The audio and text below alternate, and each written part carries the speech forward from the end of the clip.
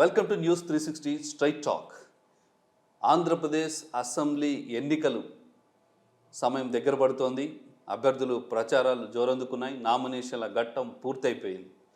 So ఇక పూర్తి స్థాయిలో ప్రచారం, ఓటర్ నాడిని పట్టుకోవడం, ఓటర్ని తమ వైపుకి తిప్పుకునేటువంటి ప్రయత్నాలు జరుగుతున్నాయి.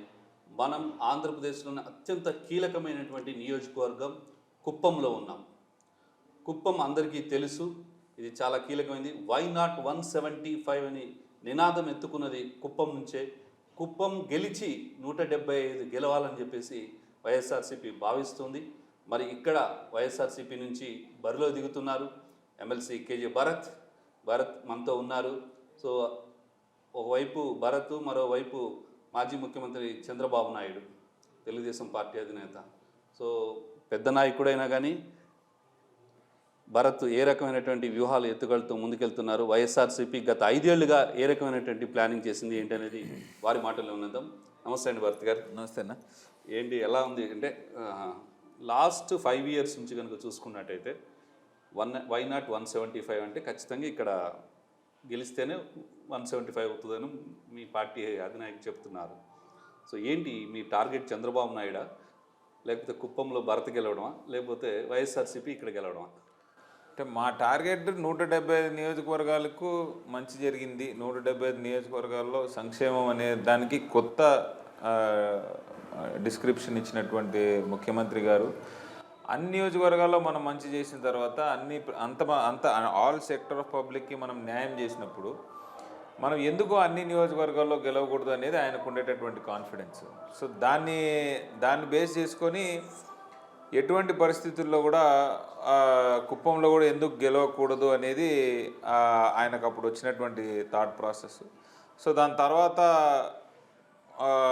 వై నాట్ 175 అనే ఆయన అన్నటువంటి మాట ఏదైతే ఉందో దాని ద్వారా నిజంగానే కుప్పంని ఎందుకు మనం సాధించలేము అని గడిచిన 5 సంవత్సరాలుగా ఇక్కడ పడినటువంటి కృషి కానీ, దాని తర్వాత వచ్చినటువంటి సర్పంచ్ ఎలక్షన్లు కానీ, ఎంపీటీసీ ఎలక్షన్లు కానీ, మున్సిపల్ ఎలక్షన్లు కానీ, తర్వాత ఏ పార్టీ ప్రోగ్రామ్ అయినా నాకు తెలిసి సీఎం ప్రోగ్రామ్ చేసినటువంటి అతి తక్కువ కాన్స్టిట్యున్సీల్లో కుప్పం కూడా one of the constituency. So ఎక్కడ చూసినా కూడా ప్రజాదరణ కానీ, జగన్మోహన్ రెడ్డి గారి మీద అభిమానం కానీ ఎప్పుడు కుప్పం కాన్స్టిట్యున్సీలో తగ్గలేదు. ఏ సిద్ధం ప్రోగ్రామ్ అయినా, కార్యకర్తల మీటింగ్ అయినా, ఎక్కడ జరిగినా కూడా మాకైతే జగన్మోహన్ రెడ్డి గారి మీద అభిమానం తగ్గిందనే రోజే లేదు. సో ఇదంతా కూడా culmination of all the efforts put in నాకు తెలిసి. అండ్ జగన్మోహన్ రెడ్డి గారు ఇచ్చినటువంటి సంక్షేమం మొట్టమొదటిసారిగా కుప్పం నియోజకవర్గంలో ఎక్కడా కూడా లీడర్ ప్రమేయం లేకుండా, అతని ఇన్వాల్వ్మెంట్ లేకుండా, అతని బెదిరింపులు లేకుండా జరగడం ప్రజలకి చాలా నచ్చింది అని నాకు అనిపిస్తుంది. ఎందుకంటే కుప్పం నియోజకవర్గంలో ఇదివరకు జన్మభూమి కమిటీలు నాకు తెలిసి అన్ని చోట్ల ఉండడం వేరు, కుప్పంలో ఉండడం వేరు. ఎందుకంటే ఇక్కడ జన్మభూమి కమిటీ అనడం కంటే నియంత పరిపాలన, ఆ పంచాయతీలో ఎవడు ఉంటాడో వాడు ఒక నియంత, వాడు చెప్పింది జరుగుతుంది, వాడు అనుకుంది జరుగుతుంది. వాడు ఎవడికి రేషన్ కట్ చేయాలంటే ఇమ్మీడియట్గా కట్ అవుతుంది, పెన్షన్ కట్ చేయాలంటే ఇమ్మీడియట్గా కట్ అవుతుంది. వాడి జీవితం ఇతని మీద ఆధారపడే స్థాయికి తీసుకొని వెళ్ళిపోయినారు. అట్లాంటి ఒక పరిస్థితి నుండి ఈరోజు ఎక్కడ తారతమ్యాలు లేకుండా, విపక్షాలు లేకుండా, విభేదాలు లేకుండా డైరెక్ట్ బెనిఫిట్ ట్రాన్స్ఫర్ ద్వారా ప్రజలకు ఇంత మంచి జరగడం వల్ల వారందరూ కూడా జగన్మోహన్ రెడ్డి గారిని అభిమానిస్తున్నారు. ఖచ్చితంగా కుప్పం నియోజకవర్గంలో మార్పు అనేది కోరుకుంటారు. కానీ కుప్పంలో మీరు బాధ్యతలు తీసుకుంటారు, ఇన్ఛార్జ్గా బాధ్యతలు తీసుకున్న తర్వాత మాత్రం దాడులు, చాలా గొడవలు ఇవన్నీ జరిగాయి. అంటే ఎందుకని ఈ రకమైనటువంటి వయలేషన్, ఈ రకమైనటువంటి గొడవలు ఇవంతా?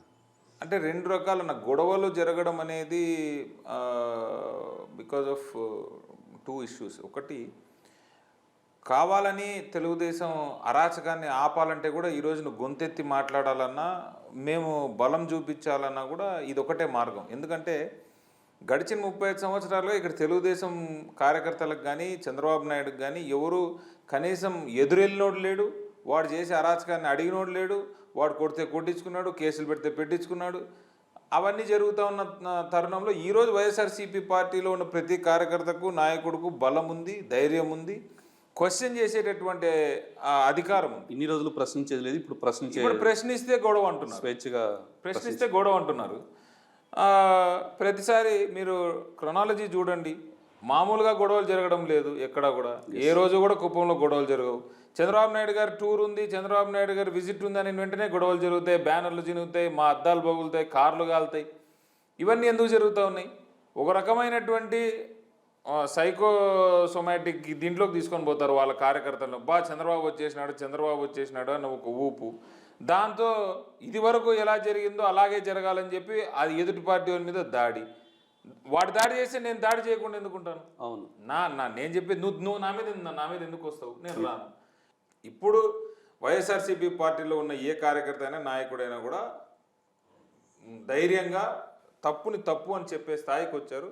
ప్రజలకు అన్యాయం జరిగితే నిలదీసే స్థాయికి వచ్చారు. అది తెలుగుదేశం పార్టీ వాళ్ళకు నచ్చట్లేదు. ఎస్, అంటే ఇక్కడ ప్రశ్నిస్తున్నారా లేకపోతే అధికారాన్ని అడ్డం పెట్టుకుని చేస్తున్నారా? అంటే అది నేను అందుకే క్రొనాలజీ చూడమంటున్నాను. ప్రతిరోజు ఇది జరిగితే నేను I would take responsibility and say we're wrong. Yes, this doesn't happen every day. This happens only Chandrababu Naidu tour ఉంది అంటే, లేదా వారి ఫ్యామిలీ మెంబర్స్ టూర్ ఉందంటే, లేదంటే ఏదైనా ఒక పెద్ద మంత్రి ఇట్లాంటి టూర్ ఉందంటే సడన్గా వాళ్ళకి ఎక్కడ లేని యాంగ్జైటీ, ఎక్కడ లేని ఉత్సాహం.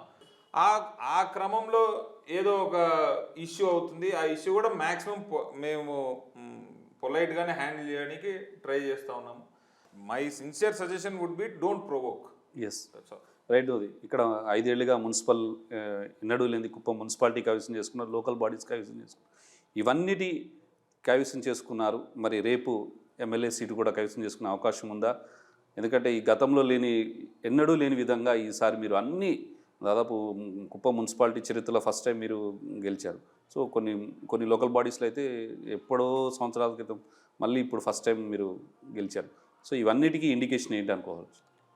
అంటే ఒకటి, like I said, without any leader interference, benefit transfer to the beneficiary. ఇది కుప్పం నియోజకవర్గం. ఫస్ట్ ఆఫ్ ఆల్ కుప్పం నియోజకవర్గం ఎక్స్ట్రీమ్లీ బ్యాక్వర్డ్ నియోజకవర్గం. ఇక్కడ బీసీలు ఎక్కువ, బిలో పవర్టీ లైన్ ఉన్న వాళ్ళు ఎక్కువ. ఎడ్యుకేషన్ రేటు మీరు నమ్మరు, ఒక సీఎం కాన్స్టిట్యున్సీలో ఒక మండలంలో ఎడ్యుకేషన్ లిటరసీ రేట్ ఇస్ 33%. 30 సంవత్సరాలుగా ముఖ్యమంత్రి ఉన్న ఒక కాన్స్టిట్యున్సీలో 33% లిటరసీ రేట్ ఉందంటే దీన్ని ఏం స్టాటిస్టిక్స్ అంటారో నేనైతే ఒక చదువుకున్న వాడిగా సిగ్గుపడతా ఉన్నాను ఈ కాన్స్టిట్యున్సీలో నిజంగా.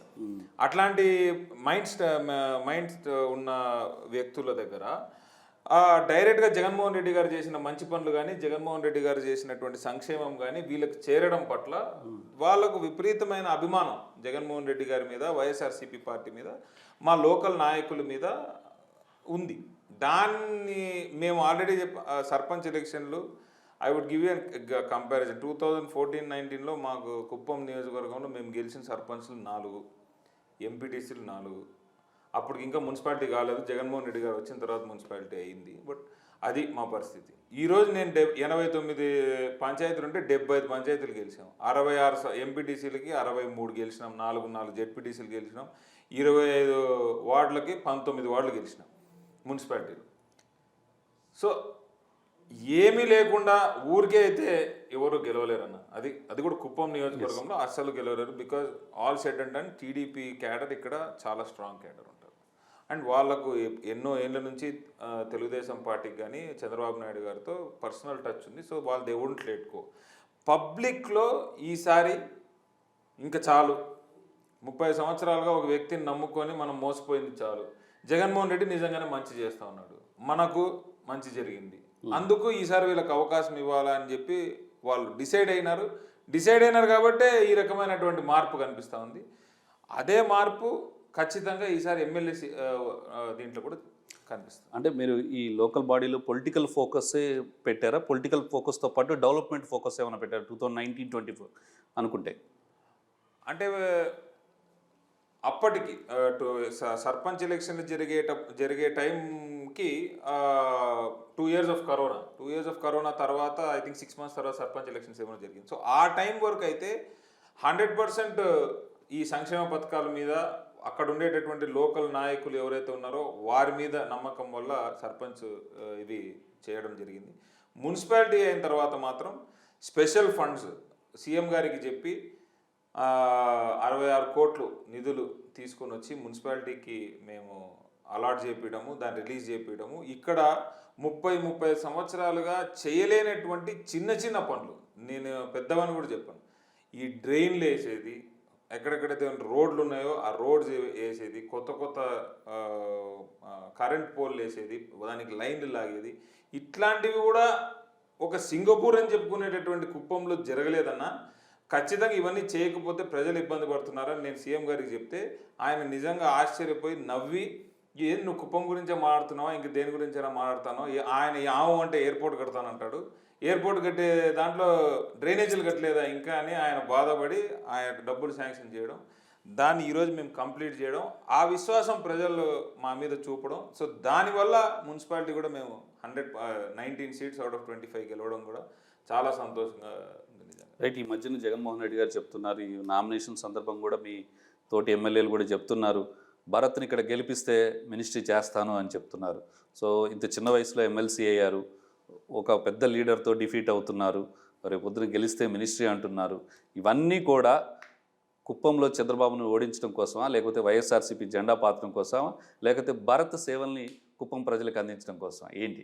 కుప్పం ప్రజల కోసం జగన్మోహన్ రెడ్డి గారు వెరీ క్లియర్గా ఫస్ట్ డే నుంచి కూడా 30 సంవత్సరాలుగా చంద్రబాబు నాయుడు కుప్పంలో ముఖ్యమంత్రిగా, అపోజిషన్ లీడర్గా, ఎమ్మెల్యేగా ఉన్నా కూడా కుప్పం ప్రజలకు న్యాయం జరగలేదు అనేటటువంటి ఉద్దేశంలో మా ముఖ్యమంత్రి గారు ఫస్ట్ నుంచి ఉన్నారు. ఈరోజు కూడా ఆయన, నేను ఇక్కడ ఒక బీసీ సామాజిక వర్గానికి చెందినటువంటి వ్యక్తిని మంత్రిని చేస్తాను అంటే అది చంద్రబాబు నాయుడు మీద ఉన్న అక్కసు వలనో, ఆయన మీద ఈయన రివెంజ్ సాధించాలనేటటువంటి ఉద్దేశం కాదు. అట్లీస్ట్ ఒక మంత్రి హోదాలో ఒక వ్యక్తిని ఇక్కడ మనం పెట్టి ఖచ్చితంగా కుప్పం ప్రజలకి ఇప్పటికైనా న్యాయం చేయాలి, ఇప్పటికైనా వాళ్ళ బ్రతుకులు మారాలి. కుప్పం ప్రజలు 30 సంవత్సరాలుగా కోల్పోయింది కనీసం మన టైంలో ఒక 5 సంవత్సరాల్లోనన్నా మనం చేయగలగాలి అనేటటువంటి ప్రేమతో ఈరోజు కుప్పానికి ఇన్ని ఆఫర్స్ ఇస్తున్నారు తప్పితే ఊరికే అపోజిషన్ పార్టీ చెప్పినట్టు ఆయన గెలిస్తే ముఖ్యమంత్రి అవుతాడు, ఈయన గెలిస్తే మంత్రి అవుతాడు, ఈ కోట్లాట ఇదంతా కూడా అంతా ట్రాష్. జగన్మోహన్ రెడ్డి గారు he doesn't believe in all that. Right. ఇంకొకటి, మామూలుగా జనరల్గా ఒక ఐఏఎస్ పిల్లలు మళ్ళీ ఐఏఎస్ కావాలనో లేకపోతే ఇంకేదో ఎడ్యుకేషన్ మంచి జాబ్లు అనుకుంటారు. మీ నాన్నగారు ఐఏఎస్ ఉండి కేఆర్జీ భరత్ని ఇక్కడ పాలిటిక్స్లోకి రావడానికి, లేకపోతే ఇక్కడ ఎమ్మెల్సీ, ఇవన్నీ చూస్తుంటే ఏమనిపిస్తుంది అంటే, మీరు చూసిన మిగతా నియోజకవర్గాలు వేరు, ఇక్కడ చాలా డిఫికల్టీ పరిస్థితి అని మీరే అంటున్నారు. ఇంత డిఫికల్టీలో పాలిటిక్స్ చేయడం అవసరమా అనిపించిందా ఎప్పుడైనా? అంటే అవసరమా అనే క్వశ్చన్ నాకైతే ఎప్పుడు అనిపించలేదన్న. బట్ నేను దిగిన దానికి మెయిన్ రీజన్ వుడ్ బి ఒకటి, my father, because this was his last unfinished business I would say. Because నాకు తెలిసినంత వరకు మా ఫాదర్ ఏ టాస్క్ అయినా ఒకటి చేపట్టినారు అంటే ఆయన ఓడిపోయింది కానీ వెన్నుదిరిగింది కానీ ఇంతవరకు మేమైతే మా చిన్నప్పటి నుంచి చూడలేదు. So as a son I thought one unfinished job. ఆయన ఐ వుడ్ సే ఆయన బ్రతికుండి పోటీ చేస్తున్నట్టు అయి ఉంటే జగన్మోహన్ రెడ్డి గారి ఆ వేవ్లో ఖచ్చితంగా కుప్పంలో కూడా మార్పు అనేది వచ్చిందేమో అనేటటువంటిది నాకు అనిపిస్తుంది. But what ever it is, God has return everybody's fate. So ఒకటి, మా నాన్నగారి ఆఖరి కోరిక తీర్చాలనేది నా one of my main drives, నన్ను డ్రైవ్ చేస్తూ ఉండేది అది. రెండోది రామచంద్రారెడ్డి గారు, because the kind of support, the kind of motivation, and he is one person whom you feel like emulating every day. ప్రతిరోజు ఆయన దగ్గర నుంచి ఏదో ఒకటి మీరు నేర్చుకుంటానే ఉండొచ్చు, అట్లాంటి వ్యక్తి. And the confidence he gave when my father had his final words with Ramachareddy అన్న, చందు నువ్వు పంపించు భరత్ని, నేను చూసుకుంటానని. అన్నిటికంటే one final thing my father said when he was almost on his final days, నన్ను నమ్మి 70,000 మంది నాకు ఓటేసినారు, 5 ఏళ్ళు నీ జీవితంలో నీది కాదనుకొని నువ్వు అక్కడ పోయి పనిచేయి, 70,000 మంది మనకు ఓటేసినారు, గవర్నమెంట్ రూలింగ్ జగన్మోహన్ రెడ్డిది వచ్చింది, ఈ 5 ఏళ్ళు నువ్వు పనిచేయి, నచ్చితే కంటిన్యూగా, నచ్చకపోతే నా కోసం 5 years నీ లైఫ్లో నువ్వు స్పెండ్ చేయి అని చెప్పారు. సో దాంతో నేను ఇక్కడికి రావడం, మా ఫాదర్తో ఎవరెవరైతే పని చేశారో అట్లీస్ట్ వాళ్ళకన్నా ఇంకొక 5 ఏళ్ళు సర్వీస్ చేయాలనే మోటివ్తో రావడం. But things worked out. ప్రజలందరూ కూడా నా మీద చాలా ప్రేమానురాగాలు అలాగే కంటిన్యూ చేసినారు. మా నాన్నగారి మీద ఏదైతే వాళ్ళు పెట్టుకున్న నమ్మకం కానీ అభిమానం కానీ same they have transferred it to me. So నేను ఎప్పటికీ కూడా కుప్పం ప్రజలకు రుణపడి ఉంటాను. ఎందుకంటే ఇట్స్ నాట్ ఈజీ ఇక్కడికి వచ్చిన వెంటనే అంతా యాక్సెప్ట్ చేసి తీసుకొని ఈ స్టేజ్లో కూర్చోబెట్టడం కూడా అంత ఈజీ కాదు. సో రెండోది, ఇక్కడ కుప్పం నియోజకవర్గంలో మొత్తం ఆంధ్రప్రదేశ్లో చూస్తే ఎక్కువ బోగస్ ఓట్లు ఉన్నాయనేది ఇక్కడ తెలియంది. ఏంటి మీరు బోగస్ ఓట్ల మీద ఎందుకంత ఫోకస్ పెట్టారు? ఏంటి ఇక్కడ కుప్పంలో ఉన్నటువంటి పరిస్థితి? అంటే ఒక్కటేనా, ఇప్పుడు కుప్పం నియోజకవర్గానికి సంబంధించినంత వరకు this is a very border constituency. And ఇక్కడ 2 స్టేట్స్ బార్డర్స్ ఉంటాయి, ఒకటి కర్ణాటక బార్డర్, ఒకటి తమిళనాడు బార్డర్. ఈ 2 బార్డర్స్లో కూడా చంద్రబాబు నాయుడు గారు ఇన్ని రోజులు easiest way to get vote ఏంటంటే ఒక అన్ఐడెంటిఫైడ్ దొంగ ఓటు పెట్టుకుంటే దాన్ని గుద్దుకుంటూ ఉంటే ప్రజలు ఓట్లు వేసినా ఓట్లు వేయకపోయినా కూడా ఆయన కంఫర్టబుల్గా 70,000 80,000 ఓట్ల మెజార్టీతో గెలుస్తూ ఉంటాడు. సో దాన్ని ఫస్ట్ టార్గెట్ చేసి దాని మీద కృషి చేసి ఎలక్షన్ కమిషన్కి రాసి అదంతా చేసింది my father. He started this cleanup. So దాని తర్వాత ఇప్పుడు ఎలక్షన్ కమిషన్ వచ్చిన తర్వాత మేము పర్సనల్గా ఒక 40-43 వేల దొంగోట్లని తీయించగలిగినాం. ఓకే, తీయించి మోరలెస్ ఐ వుడ్ సే ఇప్పుడు కూడా ఇంకా ఒక 10-15 వేల దొంగోట్లు ఉంటాయి. వాటిని తీయమని కూడా చెప్పినాము, బట్ అన్ఫార్చునేట్లీ అవి ఇంకా పోలేదు. So maximum I think we have clean. Right. Chandrababu Naidu ఇక్కడ సీఎంగా కుప్పం నియోజకవర్గం నుంచి ప్రాతినిధ్యం వస్తూ సీఎంగా చేశారు. భరత్ ఇక్కడ ఎమ్మెల్సీగా ఉన్నారు, ఇప్పుడు ఎమ్మెల్యేగా పోటీ చేస్తున్నారు. ఎమ్మెల్సీగా మీరు ఇక్కడ ఏం చేశారు? 2019 నుంచి 24 వరకు ఈ కుప్పం నియోజకవర్గం వైఎస్ఆర్సీపీ ఏం చేసిందంటే ఏం చెప్తారు మీరు? ఫస్ట్ థింగ్, వైఎస్ఆర్సీపీ రాష్ట్రం అంతా కూడా ప్రజలకు మంచి చేసింది, దాంట్లో ఎవరు ఈరోజు అన్క్వశ్చన్డ్ అది. అలాగే కుప్పానికి కూడా చాలా మంచి చేసినారు. మన సంక్షేమ పథకాలు కానీ అభివృద్ధి కార్యక్రమాలు కానీ అన్నీ చేశారు. భరత్ ఇక్కడ ఏం చేసినాడు అంటే 2 ఏళ్ళు కరోనా అంటే 2 ఏళ్ళు కుప్పంలో ఉన్నాడు. ఫస్ట్ మా నాన్నగారు చనిపోయినారు కరోనా టైంలో, అయినా నేను కుప్పం విడిచిపెట్టుకోలేదు. నేను కరోనాతో 2 సార్లు సఫర్ అయ్యాను, అయినా నేను కుప్పం విడిచిపెట్టుకోలేదు. కనీసం 30 సంవత్సరాలుగా ఇక్కడ ఎమ్మెల్యేగా ఉండి 3 సార్లు వీళ్ళ ఓట్లతో ముఖ్యమంత్రి అయినటువంటి చంద్రబాబు నాయుడు గారు ఒక్కసారి కూడా ఆ సిచ్యువేషన్లో కుప్పంలో ఏం జరుగుతుందని పట్టించుకున్న పాపాన పోలేదు. ఆయన పట్టించుకోలేదు, ఆయన ఫ్యామిలీ మెంబర్స్ పట్టించుకోలేదు, ఆయన సుపుత్రుడు పట్టించుకోలేదు.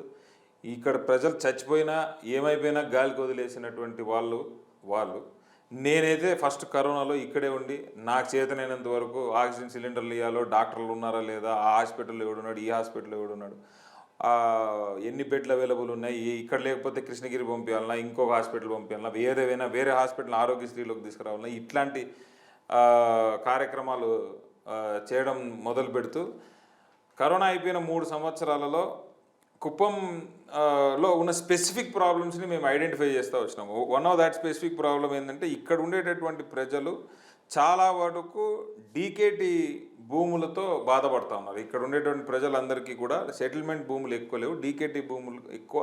అండ్ డీకేటీ భూములు ఉన్న ప్రతి దగ్గర కూడా కొట్లాట్లు, గలాట్లు, భాగ పరిష్కారాలతో ఇబ్బందులు ఇవన్నీ చాలా ఉంటాయి. ఇది ఇప్పటి నుంచి కాదు, ఎన్నో ఏళ్ళ నుంచి ఉండేటటువంటి ప్రాబ్లం. అయినా కూడా ఇక్కడ ఒక రెవెన్యూ డివిజన్ కావాలని కొన్ని లక్షల సార్లు అడిగినా ఎవడు పట్టించుకున్న పాపాను పోలేదు. ఆ రెవెన్యూ డివిజన్ మదనపల్లి ఉంది. ఇక్కడ నుంచి మదనపల్లి 2.5 hours బై రోడ్. అదే బస్సులో పోతే ఒక హాఫ్ డే. మదనపల్లి పోయి అక్కడ కూర్చుంటే ఆ ఆర్డీఓ ఎప్పుడు అతను పలికేది, మళ్ళీ వాళ్ళు ఎప్పుడు ఇక్కడ వచ్చేది. సో ఈ ప్రాబ్లం పర్సిస్టెంట్గా ఉందని చెప్పి సీఎం గారితో కొట్లాడి కేవలం కుప్పం నియోజకవర్గం వరకే, ఓన్లీ దీస్ 4 మండల్స్ ఒక రెవెన్యూ డివిజన్ని తీసుకొచ్చి పెట్టినాం. ఎందుకంటే ఇక్కడ ఉన్నటువంటి ప్రజలు ఈరోజు ప్రశాంతంగా ఏ ప్రాబ్లం వచ్చినా కూడా ఆర్డీఓ ఆఫీస్కి 5 నిమిషాల్లో పోవచ్చు.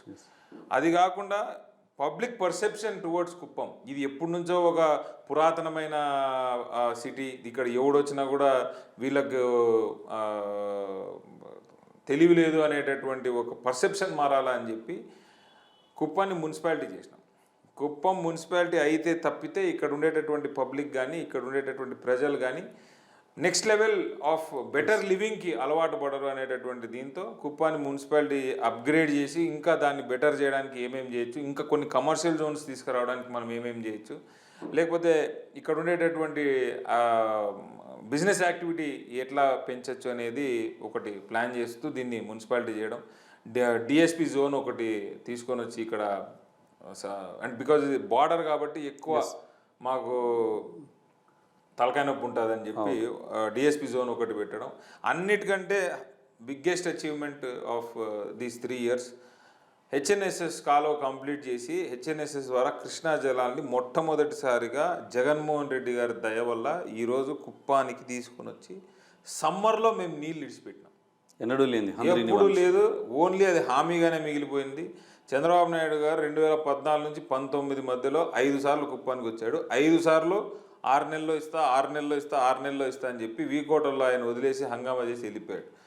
మేము అట్లా చేయకుండా అతను పెట్టినటువంటి కాంట్రాక్టరు పనులు చేయకపోయినా మళ్ళీ దాన్ని మార్చి ఇంకో కొత్త కాంట్రాక్టర్కి ఇచ్చి అదే రేట్లతో కంప్లీట్ చేయించి జగన్మోహన్ రెడ్డి గారిని తీసుకొచ్చి ఇనాగరేట్ చేయించినాం. I think that would be the biggest biggest success of these 3 years. And రాబోయేటటువంటి ఇంకొక 5 ఏళ్లలో కూడా ఇక్కడ వాటర్కి సమస్య లేకుండా జగన్మోహన్ రెడ్డి గారు ఆల్రెడీ ఒక 3 ప్రాజెక్ట్స్ని కూడా లాస్ట్ టైం వచ్చినప్పుడే ఇనాగరేట్ చేశారు. ఒక 2 పెద్ద డ్యామ్స్ కడుతూ పాలార్ రిజర్వాయర్ని మళ్ళీ పునరావృతం చేస్తూ రాజశేఖర రెడ్డి గారి టైంలో ఉండేది. దాన్ని చేయగలిగితే ఫస్ట్ కుప్పం వాటర్ సఫిషియెంట్ అవ్వగలిగితే ఇక్కడ ఉండేటటువంటి ప్రజలు కానీ ఇక్కడ ఉండేటటువంటి మనుషులు కానీ డెవలప్ అవుతారు అనేటటువంటి ఉద్దేశంతో వాటర్ సఫిషియెంట్ చేయాలనేటటువంటిది మాకున్న అట్మోస్ట్ ప్రైమరీ టార్గెట్ అది. సో అది కానీ జరిగింది అంటే మన వాటర్ సమస్య తీరితే second thing would be to get industries కానీ ఇక్కడ మనం తీసుకురావచ్చు. ఇక్కడ ఇజ్రాయెల్ టెక్నాలజీస్తో వ్యవసాయం అన్నారు. మొన్నేమో జగన్మోహన్ రెడ్డి గారు ఏదో బటన్ నొక్కితే అది అంతా బూటకం అని చెప్పేసి నెక్స్ట్ డే తెలుగుదేశం పార్టీ వాళ్ళు చేశారు.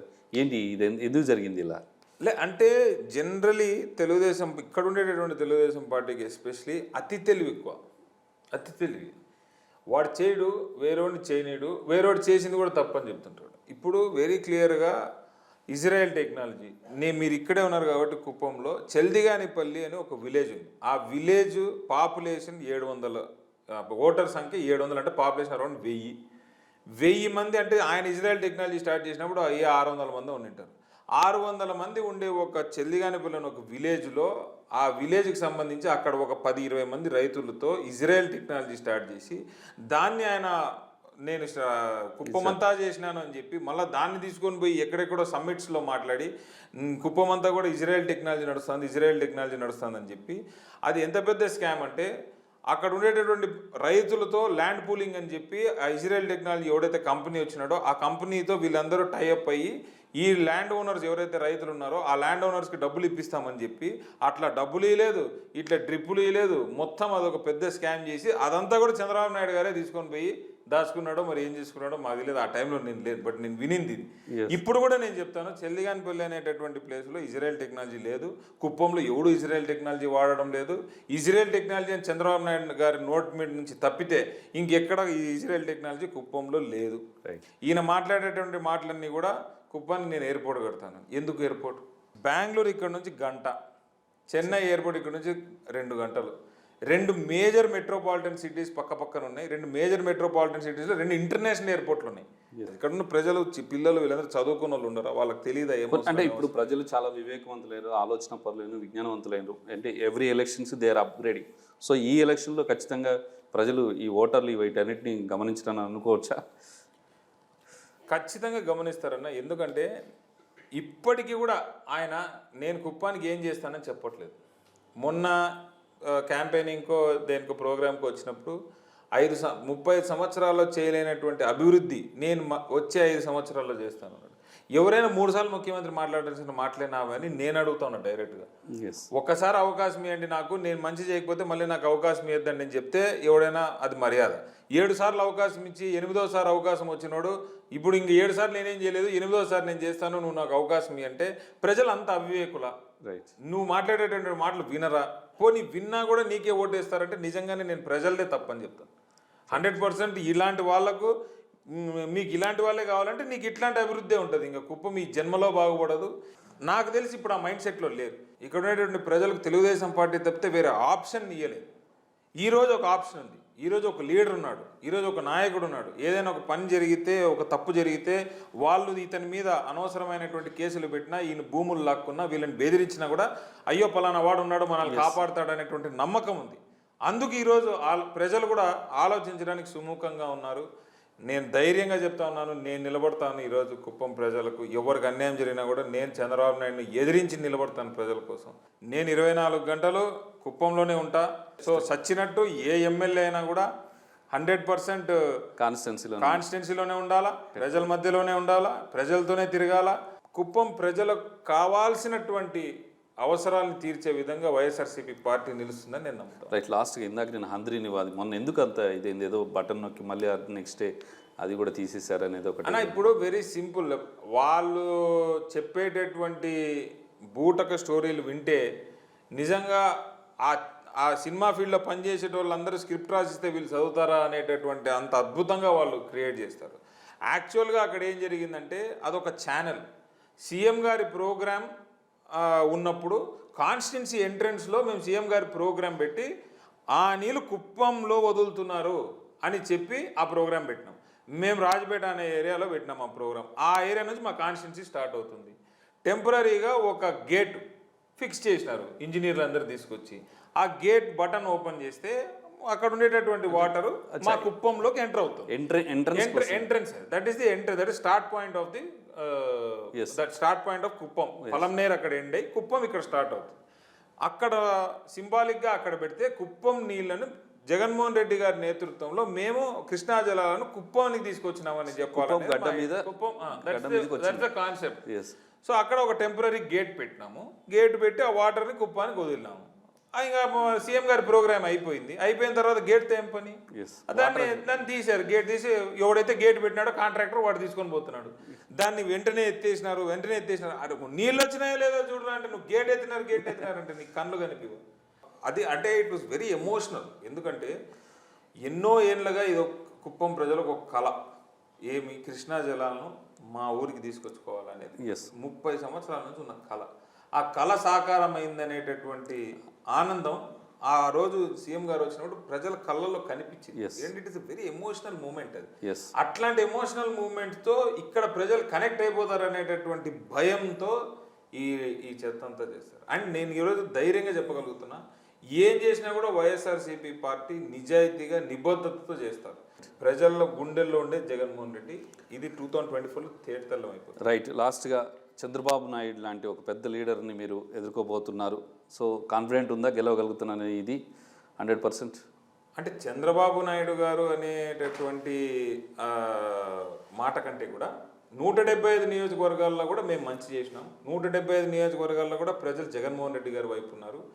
ఎక్కడెక్కడైతే మనం మంచి చేసినామో వాళ్ళందరి దగ్గరకు వెళ్ళి వాళ్ళందరినీ ఒకసారి గుర్తు చేస్తూ, మేము ఏమైతే మంచి చేసినాం అనేది గుర్తు చేస్తూ, రాబోయే కాలంలో ఇంతకంటే మంచి చేస్తామనేటటువంటి హోప్ ఇస్తూ మాకు ఒక అవకాశం ఇవ్వండి అని అడిగితే నో చెప్పేటటువంటి వాళ్ళు ఏ కాన్స్టిట్యున్సీలో ఉండరు, కుప్పంలో అసలే ఉండరు అనేది. రైట్. చివరిగా కుప్పం ఓటర్లకి మీరేమి అప్పీల్ చేయబోతున్నారు? ఏంటి మీ నుంచి భరత్ అనే నేను గెలిస్తే ఏం చేయబోతున్నాను అనే దానికి ఏం చెప్తారు? కుప్పం ప్రజలకి అల్టిమేట్గా మీరు ఇచ్చే అప్పీల్ ఏంటి ఫైనల్గా?